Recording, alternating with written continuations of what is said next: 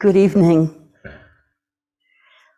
I am very happy to welcome you from the deep sitting world of the fourth day of winter session at Upaya Zen Center.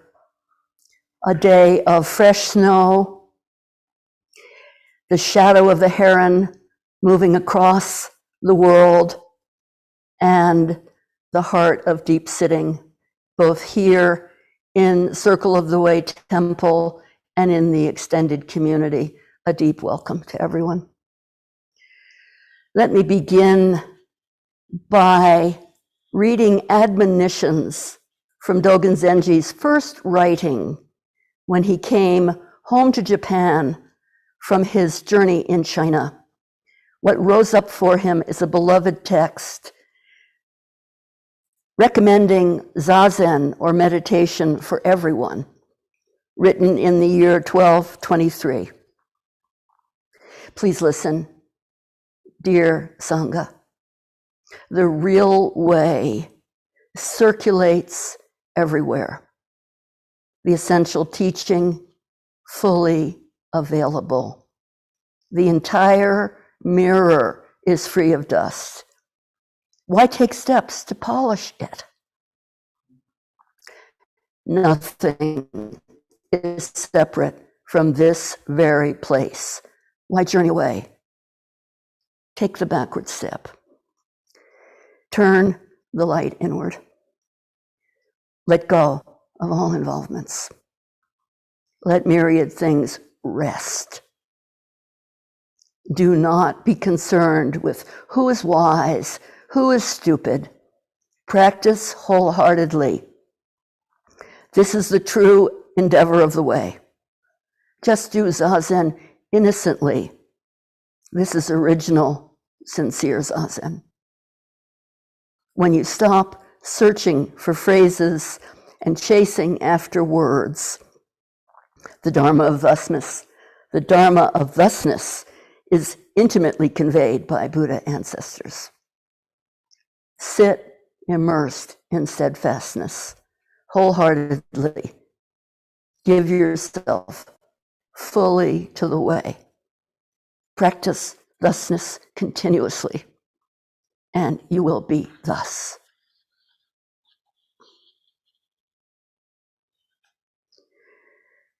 Can you hear the winter song of the roots when the ground is completely frozen?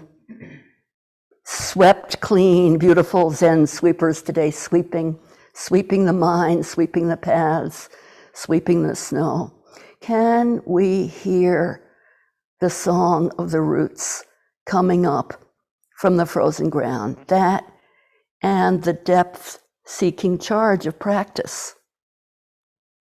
Can we hear it tonight? The inmost request, the bottom of the mind, whispering from the crossroads.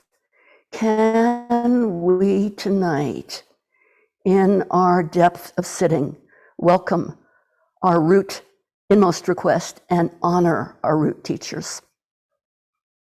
I'm in a temple that I love with all my heart. I feel deeply at home. This is a mountain place made of the mountains and the rivers. Underneath this floor, this mirror floor, is a great rainbow enso that was put at the foundation of this practice place, reminding us to be semi-permeable and let the root system and the root teaching of our guides inform us. So I am extremely grateful to be here in person and with you online for this sacred week, honoring the passing and the life of a great Zen teacher.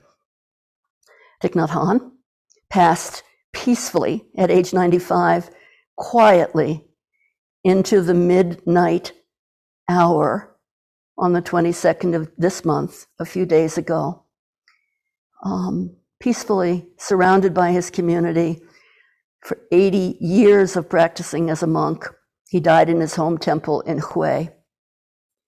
and is being celebrated and attended for this whole sacred week. How extraordinary to be here with you. And in this room with two deep-seated, well-rooted Dharma sisters in this lineage, in the lineage of the Order of Interbeing, Roshi Joan Halifax, thank you.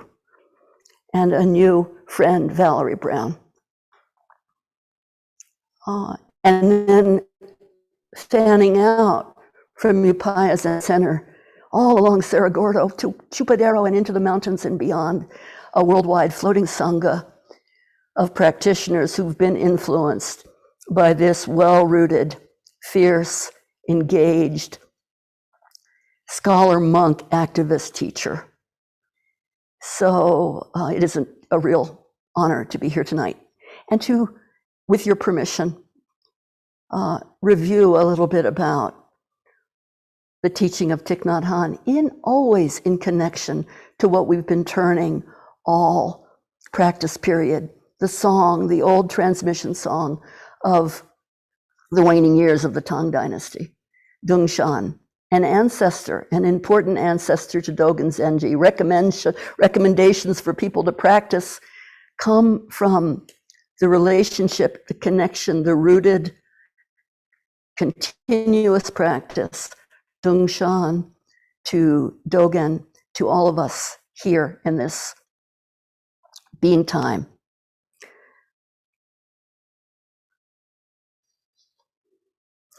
So I am an unapologetic, ferocious, well-worn gardener. The roots of plants are in my life. I can imagine sitting quietly here, the work of the roots, pushing down even through frozen soil. And roots mean, the same word for root is radical. So to be radical, to work in the dark, to break open unaltered ground, to create unconstructed presence with depth-seeking charge. A root is a miracle. And the plant has the intelligence. We are made of the plants we love. We are made of sweet turnips. We're made of strawberries that ask our forgiveness.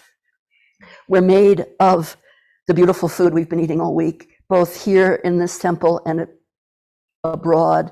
And we're made of the roots that hold our practice together. So the root pushes down. The vanguard tip has one angelic duty, which is to break up the hard pan, to release mucilaginous fluid, to soften the ground, and to open new ground for practice and for practice realization. So following the poets, following Charles Olson, whatever you have to say, please leave the roots on. In the dirt, let them dangle. Make clear where you come from, whatever you have to say. And so when you recognize and are in the presence of a teacher who's asking you to root in the Dharma and push past the known Dharma and grow new life on tired ground, you can but only go down. So in the presence of true continuation, in the full awareness of the power of the Sangha, and the adornment of compassion and activism that animates us this evening, let's meet Thich Nhat Hanh fresh. How significant that this marvelous teacher, this unique teacher, died about a week after one of his closest Dharma friends, Jim Forrest, a member of the Catholic Workers and Fellowship of Reconciliation, 15 years younger than Thich Nhat Hanh, inseparably close, unexpectedly died in his 80th year, 15 years before his teacher. Together, they offered the world the Tangerine Meditation, taking the time to slow down the inquiry into practice, to fully open an unopened fruit and taste with discernment and care the truth of the Tathagata's teaching. So I think it's very moving to imagine Thay and Jim Forrest traveling together in the sky, to the origin, past the place where rivers change direction, across the Great Divide.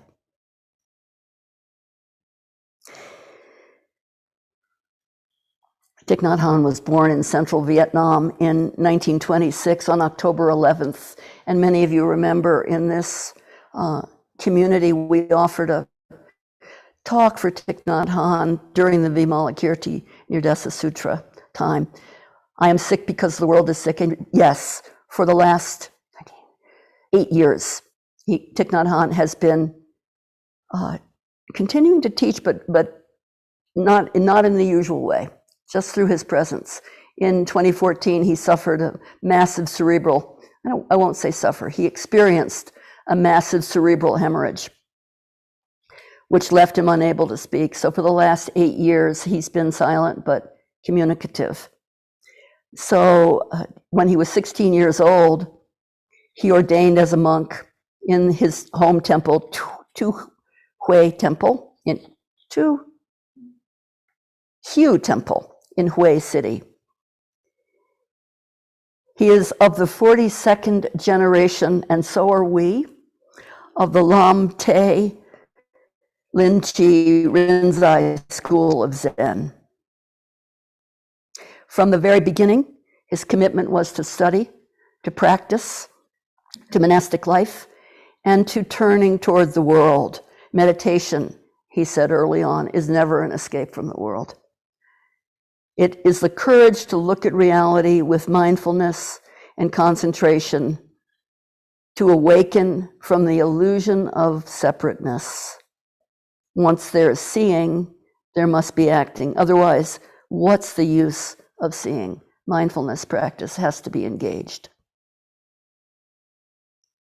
Fluent in Chinese, English, of course, Vietnamese, and French.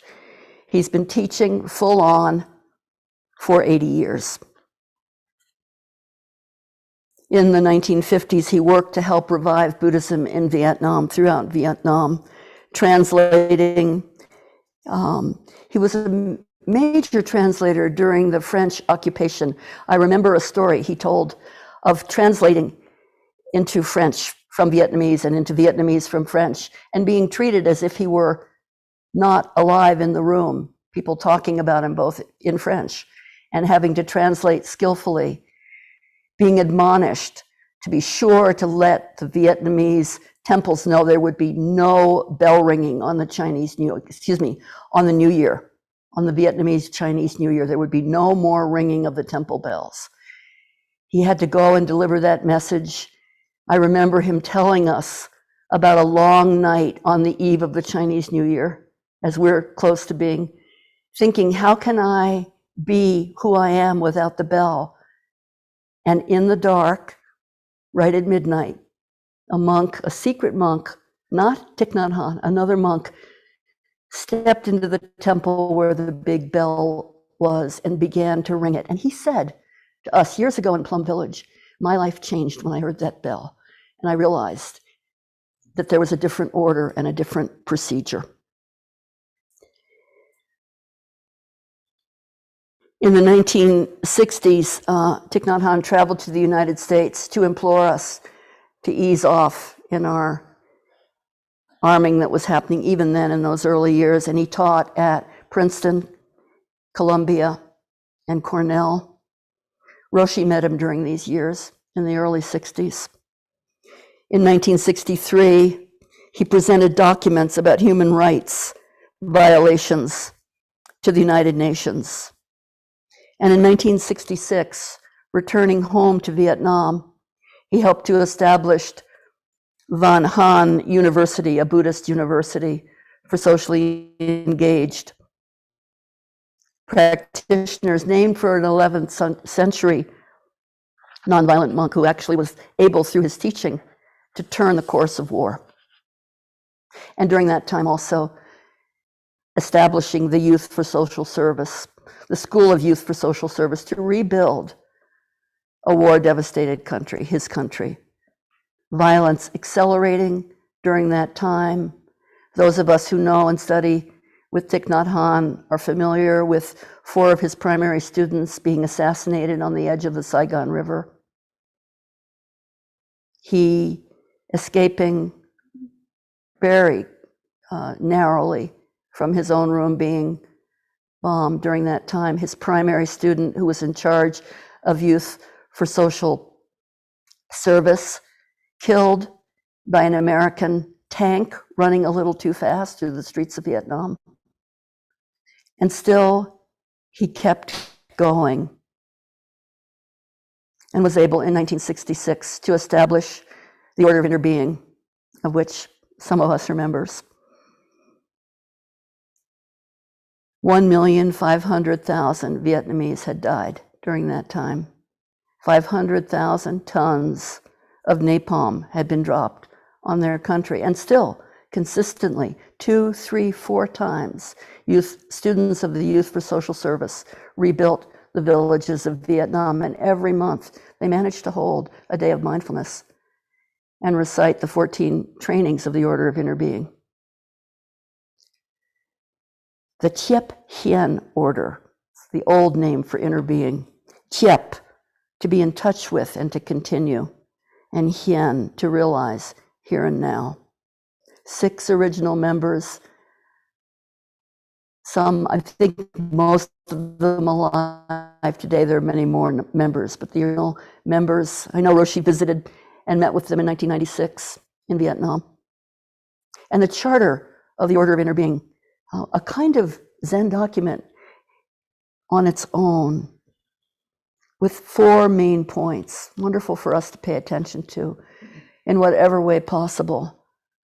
Find a way to not be attached to your views, to see and not attach to your views, to believe and follow direct experience of your practice, to feel and attune yourself to being appropriate with the people you're speaking to.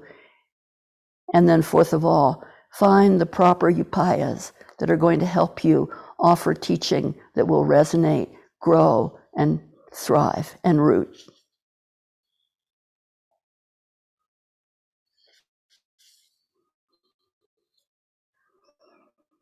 Every month on the full moon in the villages, practitioners with the Order of Interbeing, Thiep Hien Order, found a way to have a Zazen Kai, a day of mindfulness, half a day, where they could chant, sit, bathe, eat, drink tea, and return to the 14 mindfulness trainings. I thought of that during our Zazen Kais here during this practice period. Just to have you hear fresh on this snowy night some of the precepts of the Order of Interbeing. First of all, do not be idolatrous about or bound to any doctrine, theory, or ideology, even Buddhist ones. Buddhist systems of thought are guiding means. They are not absolute truth. And then, do not think the knowledge you presently possess is changeless, absolute truth. Avoid being narrow-minded and bound to views. Learn and practice non-attachment from views in order to be open to receive others' viewpoints. Truth is found in life and not merely in conceptual knowledge. Learn through your entire life and observe reality in yourself and in the world at all times. I want to read the hinge precept because we're at a hinge now with Sesshin, the midday. The 7th precept is a precept to come back again and again and bring your heart and mind together in the present moment. Do not lose yourself in dispersion and in your surroundings. Wonderful admonition for Sesshin too. Do not lose yourself in dispersion and in your surroundings. Practice mindful breathing. Come back to what is happening in the present moment. Be in touch with what is wondrous, refreshing, and healing, both inside and around you. And plant seeds of joy, peace, understanding in yourself and in others in order to facilitate the work of transformation in the depths of your consciousness. When I heard these precepts 40 years ago, my life took a turn. I met Thich Nhat Hanh in 1982. Now I'm going to drop down and tell you a little bit of what is a love story. A love story with all of the complexity of any love story, which is plenty of Thich Nhat Hanh is, I will say, intensely, just intense, as well as comforting. That was an amazing mix. Vividly true.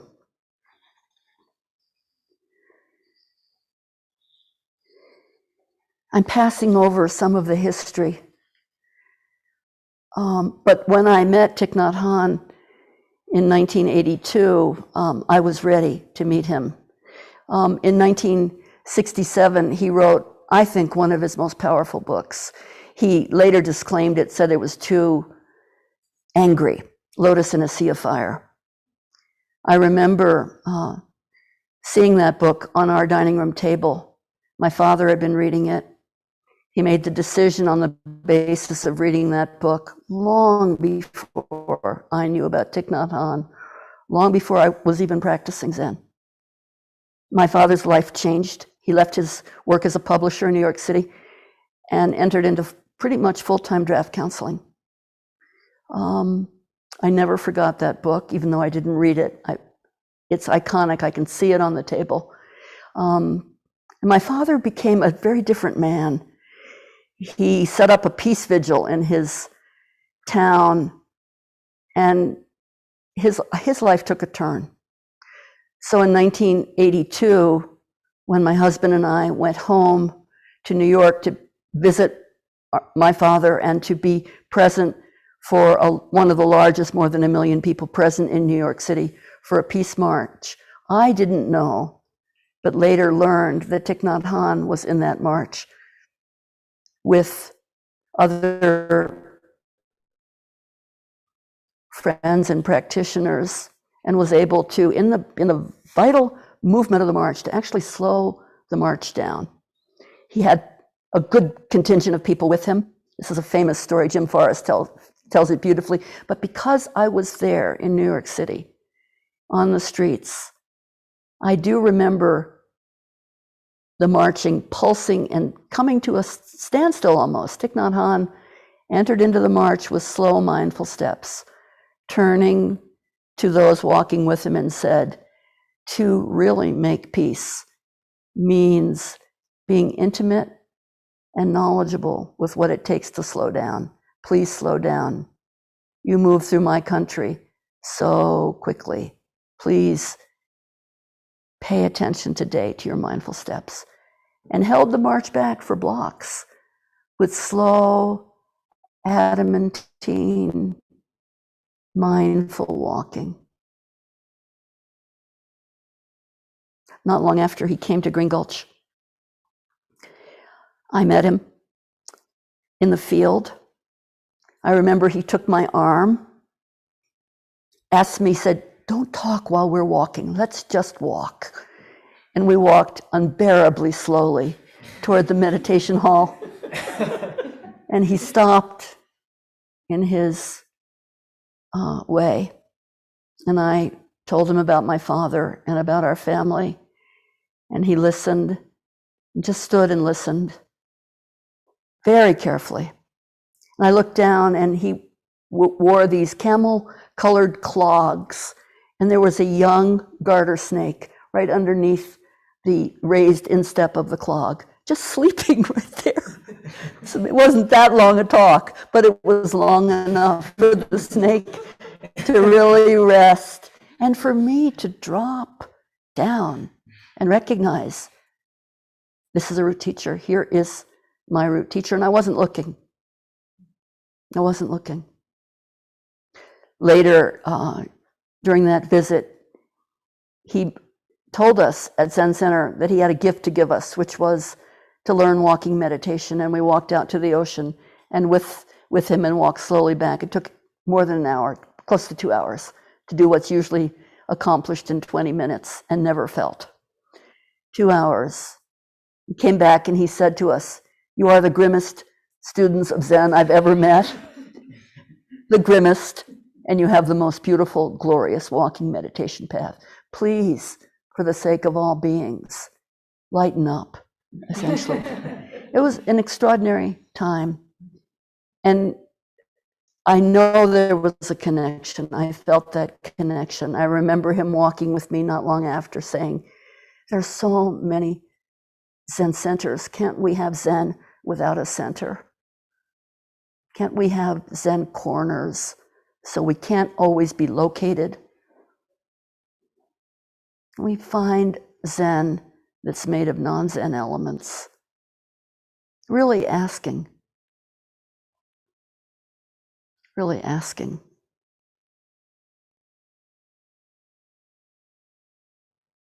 Can you tell me what?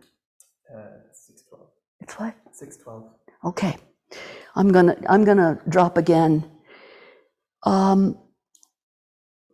During that time, Thay asked if he could meet with Zen students that were at Green Gulch, and he called on us. He said, "Can you change positions and drop your sense of who you are and take the place of another being and speak from that place?" And I remember going down deep in the writing practice. It was writing practice. And switching, taking the position of Redwood Creek, which is a tributary that runs from Mount Tamalpais out to the ocean, and speaking in the tongue of the river. And finding a different valence and availability with my Dharma sisters and friends. And a few of us continued to work with Thich Nhat Hanh. Gratitude tonight to Arnie Kotler and Therese Fitzgerald, founders of Parallax Press, Community of Mindful Living. Intense, dedicated students of the way. Gratitude. We grew up together at Zen Center and also found rootedness in the middle of our life there. And also gratitude to the thousands of students who worked together and began practice with Thich Nhat Hanh in the early 80s and 90s. Gratitude to Roshi Joan for our time together at Plum Village, for the worldwide floating Sangha, and for the intensity of that time. I remember clearly Thich Nhat Hanh in 1987 asking North Americans to gather around him in the Upper Hamlet.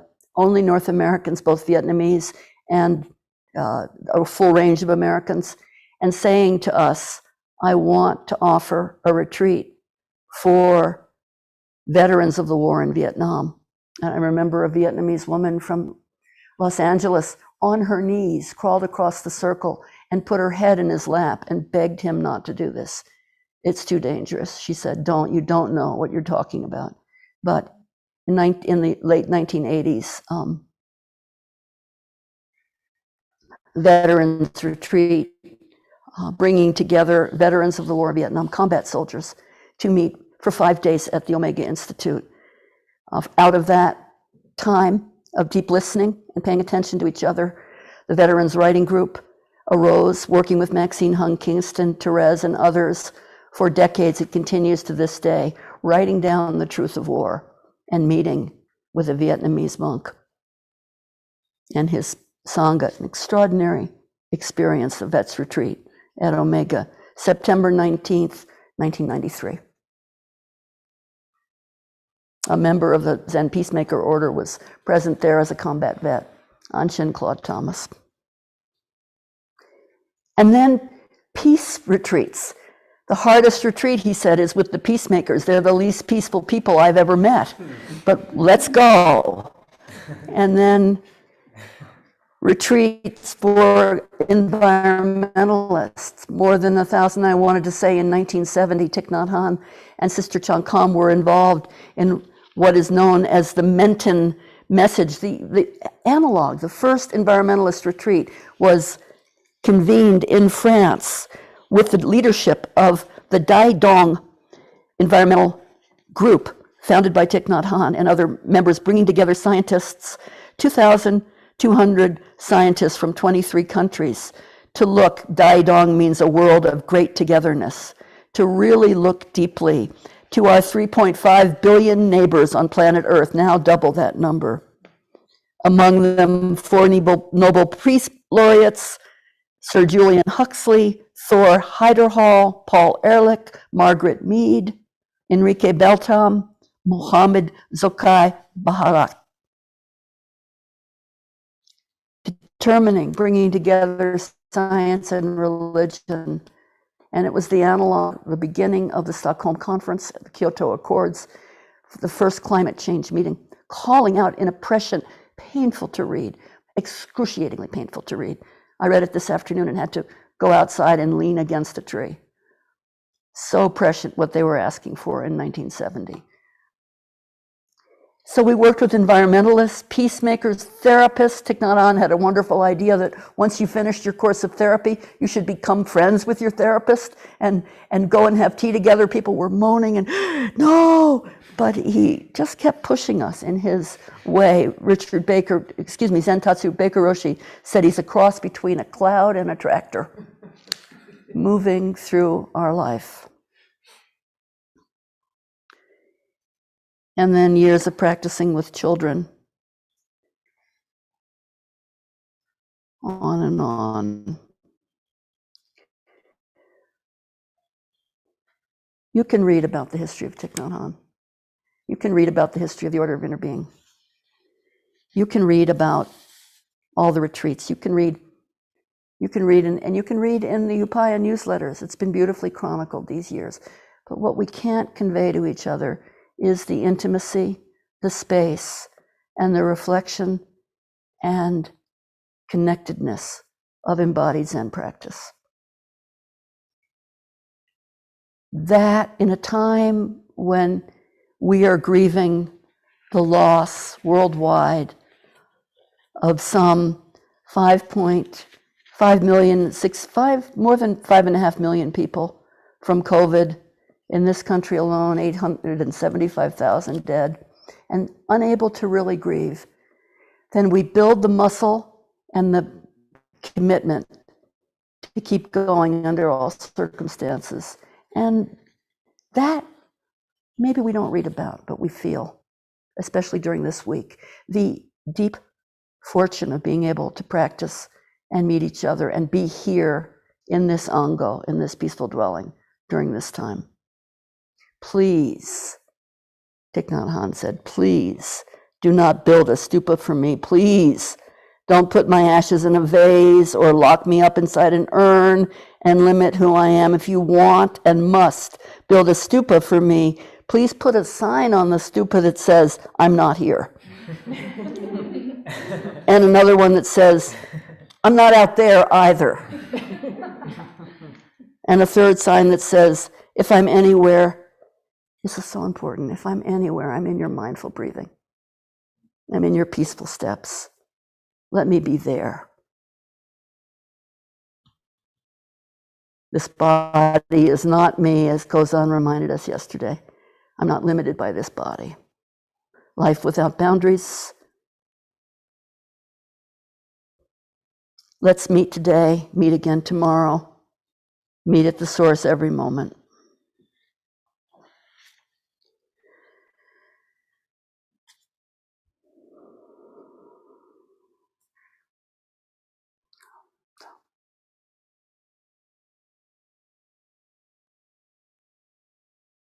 For me, Dongshan's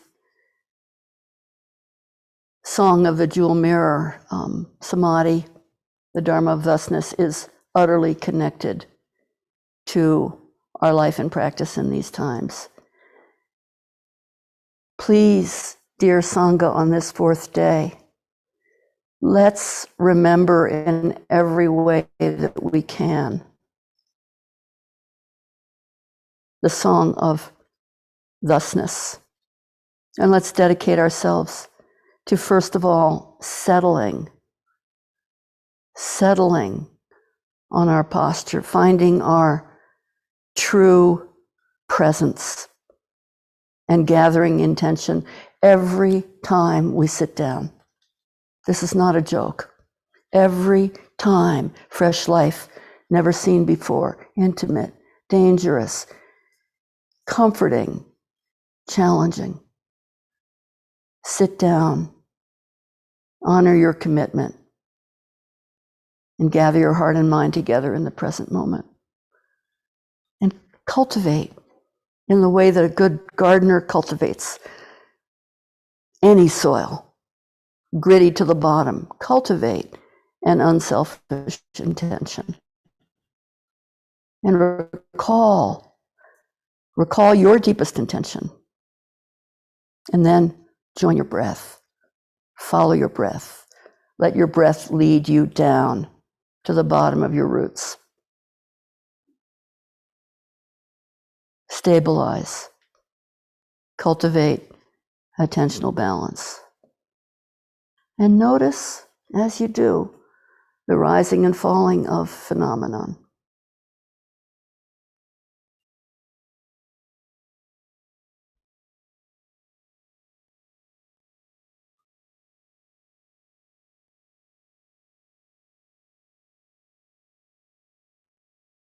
We're at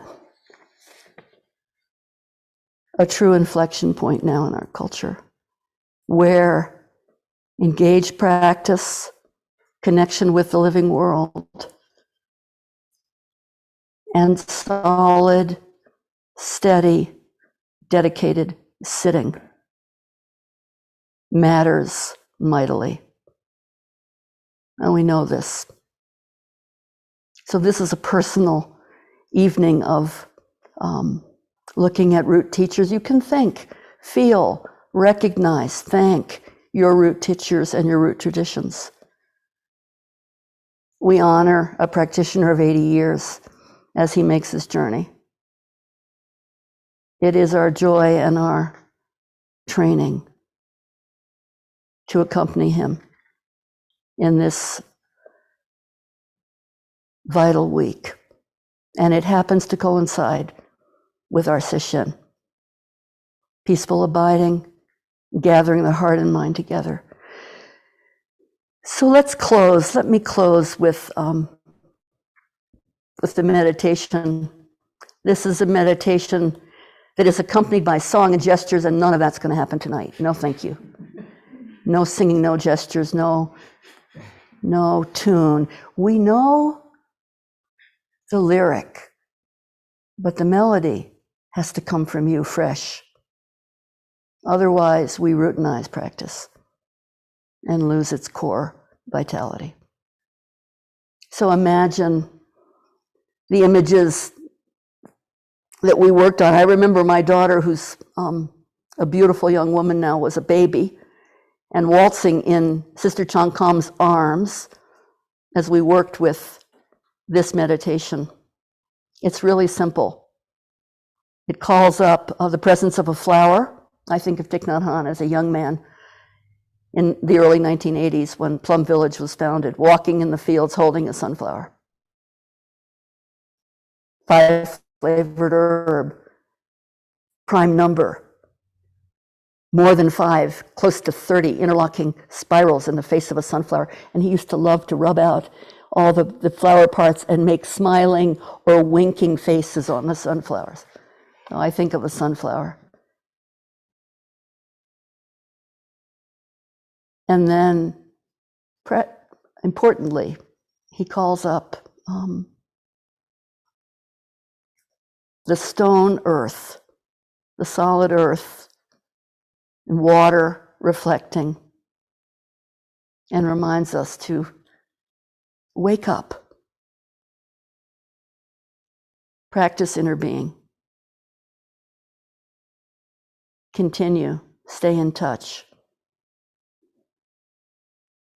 practice. So wherever you are, let's coordinate with breathing. It's simple, really simple.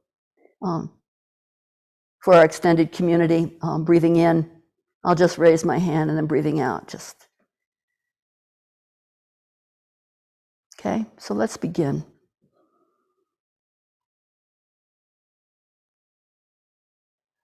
Tonight, this snowy fourth night of Sesshin. Breathing in and breathing out. Breathing in and out, out, out, out, out. Bloom as a flower.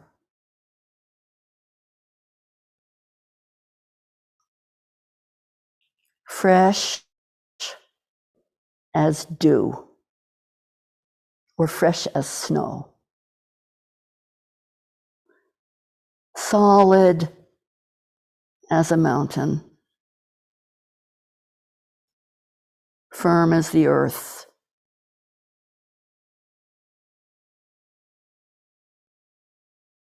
I am free. You can try that on the in-breath and the out-breath. I am free. Make it so. I am free.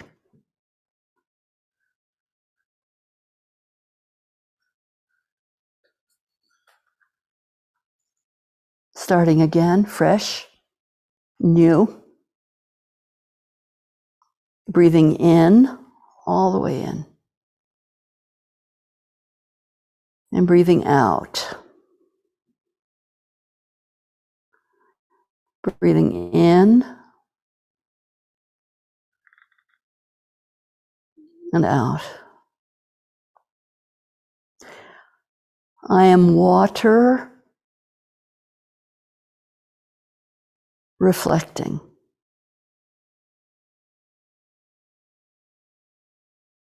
What is real and true.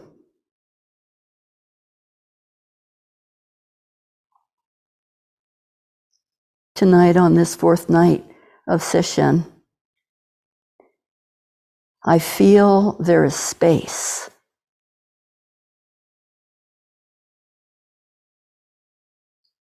Deep inside of me.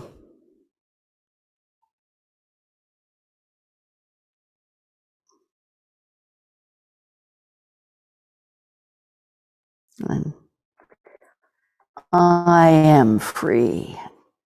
I am free. I am free. Just let that go at your own now. Just maybe 3 silent breaths with I am free, I am free.